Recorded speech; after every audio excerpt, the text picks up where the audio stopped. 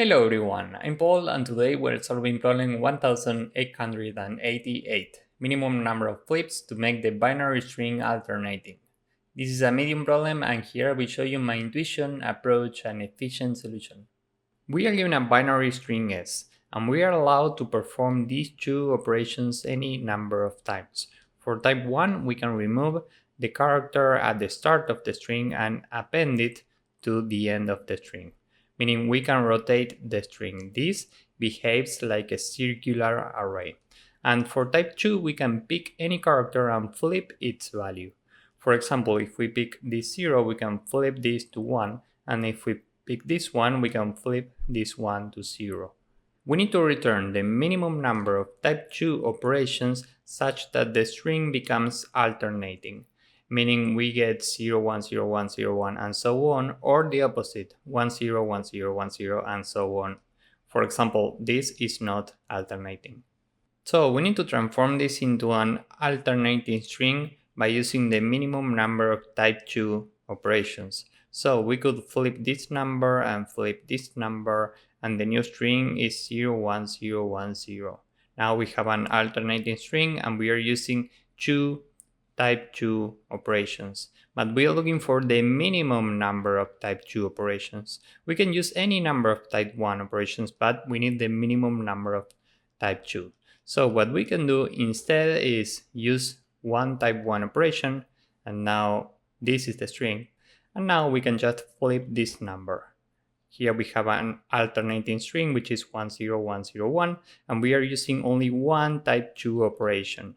And given that this is smaller than the number of operations that we got in the previous scenario, we just return 1 here. The main question here is how do we know how many times do we have to rotate the string before flipping elements? Because maybe we have to use the string as it is. As we saw seconds ago, we can flip these two elements and get an alternating string. If we rotate this once, we can flip only one element and get an alternating string. But maybe we get the right result by rotating these 2 times before flipping elements, or 3 times, and so on. Given that we don't know what's the right amount of rotations, we need to explore every possible scenario. And the next question is, how can we do this efficiently? First, we are doubling this string. So if we had this, now we have this. And we are iterating windows of the size corresponding to the original string, in this case 5. So now we know how to iterate every rotation. And from each of these we have basically 2 choices. We can either start with 1 or start with 0. If we start with 1, this should be a 1 and it is a 1, so we are good to go. This should be 0, so we have to flip this. This should be 1, this should be 0, and this should be 1, so we don't flip anything here. We are using 3 operations here, so the result in this scenario is 3. Now we have to right shift the window, but we don't want to iterate every element here one by one, because we have already iterated every element in this previous window one by one. So if we do the same here, we are repeating all of this work and this is very inefficient. So we should think about something else.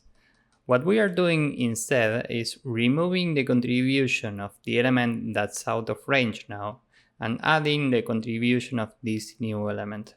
So if we are standing here, how can we remove the contribution of this element? Because here we have some target and maybe the target at this point was different. Remember that here the target was 1 because we start with 1 in this scenario. Next the target was 0, then it was 1, then 0, then 1, and now it's 0. So if we are here, how do we know what was the target at this point? And you can do this with math, but I think that the most intuitive solution is to use an array for this. So we are keeping track of targets at every step. So if we are here, we can go to I minus the size of the window, meaning now we are here. and we are checking if the number at this point was equal to the corresponding target. Given that 1 is equal to 1, the contribution of this element is 0. This stays at 3. And now we can add the contribution of this, which is given by if this number is equal to the target. 1 is different from 0. This should be 0, but we have a 1. So we need to add 1 to this total contribution, and this is now 4. And we have a different variable for the result. This is initially infinity, and when we were at this window, the contribution was 3. So in the result, we keep the minimum between what we have in the result and the number that we have here. So this was 3, and now the contribution is 4, but the minimum between 4 and 3 is 3, so we keep 3 in the result. Now the I pointer is here. We should remove the contribution of the element that's out of range and add the contribution of this new element. So how do we remove this contribution? Well, we go to I minus the size of the window, meaning we are here, and given that 1 is different from 0, we need to remove one contribution from the current number. 4 minus 1 is 3, and now we need to add the contribution of this position. Given that 1 is equal to 1, we don't flip anything here. This stays at 3. And the minimum between 3 and what we have in the result is 3, so we keep 3. And just to be clear, this 3 means that we are flipping this element, and this element. Why? Well, because these numbers are different from the targets, and we need an alternating string. After doing this, we get 1, 0, 1, 0, 1. Okay? Now we are here, 0 is different from 1, so we subtract 1 from this, and we need to add this contribution. 0 is equal to 0, so this stays at 2. And the minimum between 2 and 3 is 2. And just to be clear, this 2 means that we are flipping this and these elements. After doing this, we get 0, 1, 0, 1, 0. Now the I pointer is here, we are looking at this window, and the current target is 1. We are removing this contribution. Given that 1 is different from 0, we subtract 1, and we need to add this contribution. Given that 1 is equal to 1, this stays at 1. And the minimum between 1 and 2 is 1, so the new result is 1. And just to be clear, we are flipping only this element. After doing this, we have 1, 0, 1, 0, 1. Finally, the I pointer is here. We are looking at this window, and the contribution at this point was 0 because 1 is equal to 1. The contribution at this point is 1 because 1 is different from 0. So we add 1 here. The minimum between 2 and 1 is 1, so the result stays at 1. And this 2 means that in this window we are flipping this and these elements. Now we can repeat the exact same process starting with 0. So the target initially is 0. Here we have a 1, so we should flip this. We add 1 to our contribution, this is 1. Next we are here, this should be 1, and we have a 1, so we can continue. This should be a 0, and we have a 0, so we can continue. This should be 1, and we have 1. This should be 0, and we have a 1. So we have to flip this, meaning we add 1 to our contribution, this is 2. And the minimum between 2 and what we have in the result is 1. And just to be clear, this means that we are flipping these two elements. After doing this, we get 0, 1, 0, 1, 0. So we repeat the exact same process with every window in this scenario, and finally we return the minimum possible result, which is 1. Time complexity here is big O of n because even though we are doubling the original string, we are iterating 2 times the original string times 2 because of these 2 scenarios, and this is still big O of n time. And here space complexity is also big O of n because we are doubling the original string and we are building an array to keep track of targets at every step. Remember that this is a circular string, so you could avoid doubling the string and building this array to keep track of targets at every step with some math. But I think that this is intuitive enough for this problem, so now let's see how to code this up. First, we say that the size of the window is given by the length of the string. Then we can double the string, and then we can say that the total amount of characters is the length of the new string.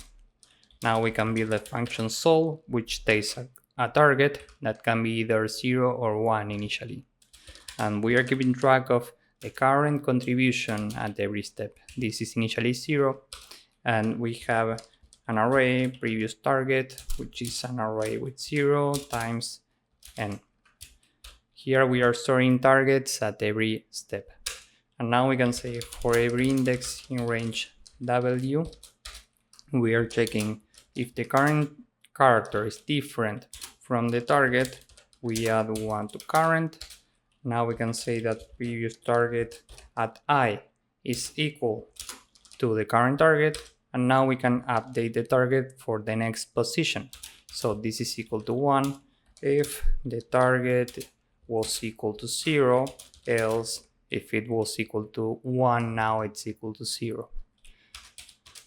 Now we have already iterated the first window, so the result is what we have in current, and we can try every other window. So for I in range from W to N, sorry, this is W.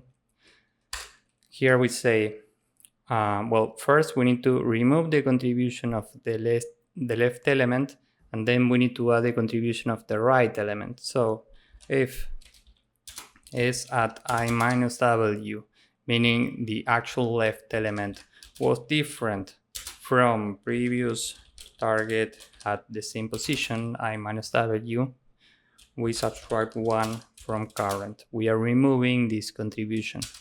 And now we are adding the right contribution. So we are checking if the current character is different from the target, we add 1 to current. And every time the result is the minimum between what we have in the result and current, and we need to update the target for the next position, same as before. So this is equal to 1 if target is equal to 0, else 0. And finally we can return result.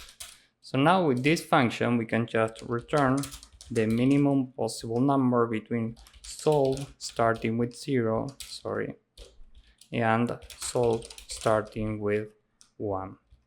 So this is the entire code. Now let's submit this and see if it works. As you can see, this works and it's very efficient. Remember that you can avoid doubling the string because this is a circular string, so you could replace this with some math, and you can avoid using this array to keep track of targets at every step using some math also. But I will leave that for you. I think that this is intuitive enough for this one. So if you found this useful, please drop a like, subscribe, and see you in the next one. Bye bye.